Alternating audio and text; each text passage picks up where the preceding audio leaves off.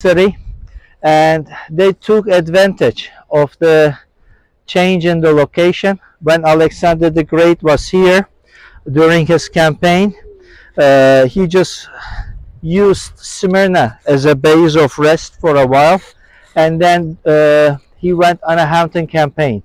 And during that campaign, as the story carries on, he has fallen asleep at the top of the hill with the Turkish flag, and he had seen the goddess of fertility, Demeter, telling him that he will make the people of the city happier if he will construct a new city over there.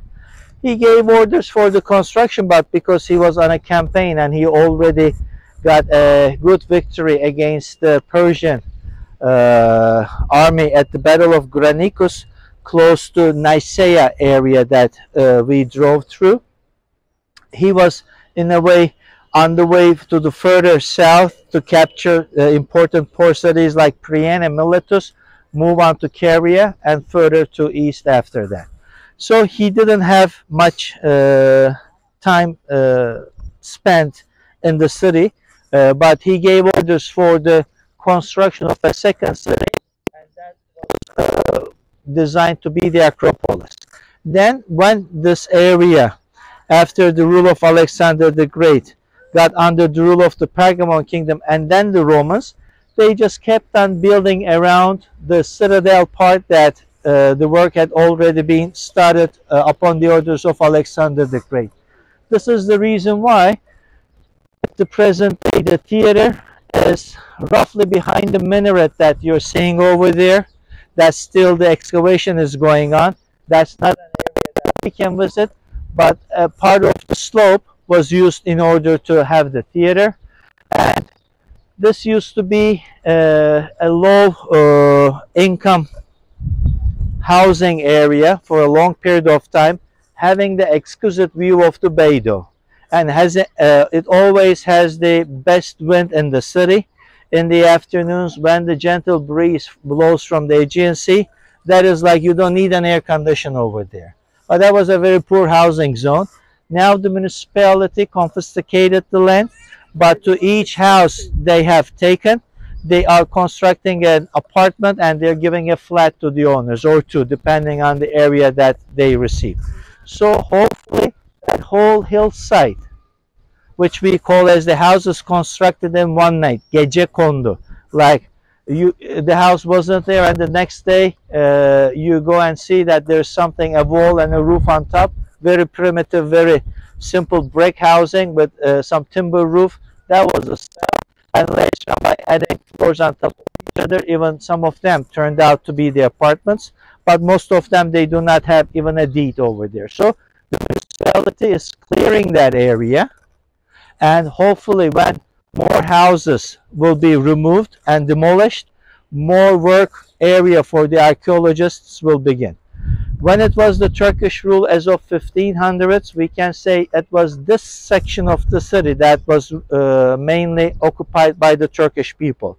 I have already shown you the Jewish settlement zone, and further down, that's where most of the Christian population of the city was living. And besides then the works of the apostles and their disciples, then we have four great church fathers. For example, Ignatius is one of them.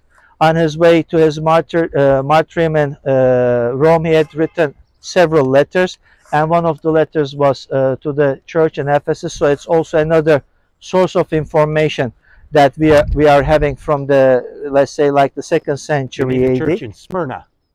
To the church in Smyrna, to the church in Ephesus. Smyrna, right. So Saint Ignatius, or Father Ignatius, one of the great four fathers of Christianity. We have some, let's say, information related to the congregation over here. And also another one was Saint Polycarp. He was a native of the city, and he was the elder of the church. And as we can understand from his own sentences, he was 86 years of age when he was killed in the theater.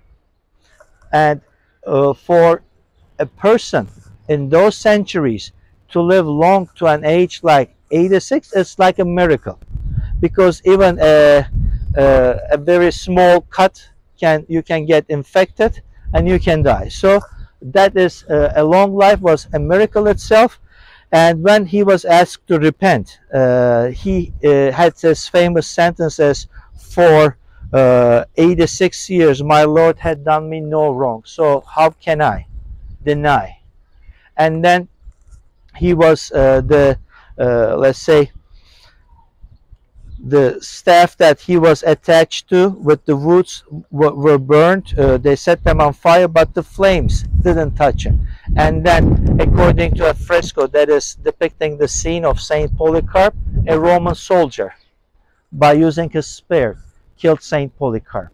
Though we don't exactly know where he was buried, if you read the book of Mark Twain, after making a visit to Turkey, if you read the book of Mark Twain, Innocents Abroad, during his journey to some North Africa and some European countries, he also visited Turkey. And he had visited Istanbul, he had visited the city of Smyrna, and in the Smyrna passage, Mark Twain defines that with the donkeys, they went up a hillside to see the tomb of Saint Polycarp,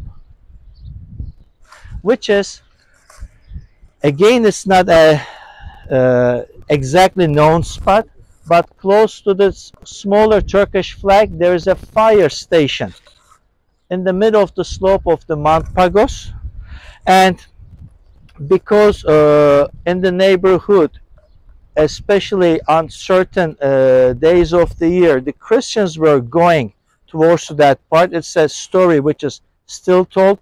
The tomb of Saint Polycarp is believed to be there. Some remainings of an old basilica is believed to be there too, but you need to remove all those houses in order to do the excavations. God knows when it will be, God knows when that process will be done. But at least with the descriptions of many early travelers, and even with the description of Mark Twain, on this side, as you can see, there are no hills that you can go.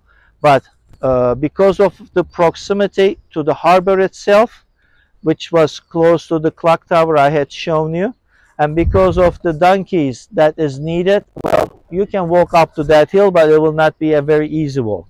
So many sources point us that hill, but there is not a point that I can take and show you that that was the place he was buried. But he was martyred in the city, and in the theater section right over here, and he is believed to be buried, and as a result, he is one of the known, let's say, saints in the Greek Orthodox Church, and in many nearby churches you can always come across with the Saint Polycarp's description on the frescoes.